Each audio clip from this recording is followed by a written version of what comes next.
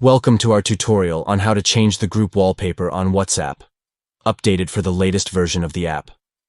Follow these simple steps to customize the wallpaper for any group chat on your Android device. First, open WhatsApp on your Android device. Next, navigate to the group chat for which you want to change the wallpaper. Now, tap on the three dots located in the upper right corner of the screen.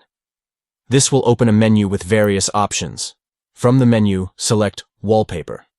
This will take you to a screen where you can choose from preset wallpaper options or select a custom image from your device. To change the wallpaper, tap on the Change button. This will open a new window with a selection of wallpaper options. Browse through the options and select the wallpaper you want to use for the group chat. You can also choose to use a custom image by selecting the Gallery option. Once you have selected the wallpaper, tap on the Set Wallpaper button. This will apply the new wallpaper to the group chat, and there you have it. You have successfully changed the wallpaper for a group chat on WhatsApp. Enjoy customizing your group chats with your favorite wallpapers. Thank you for watching, and don't forget to like and subscribe for more tutorials like this.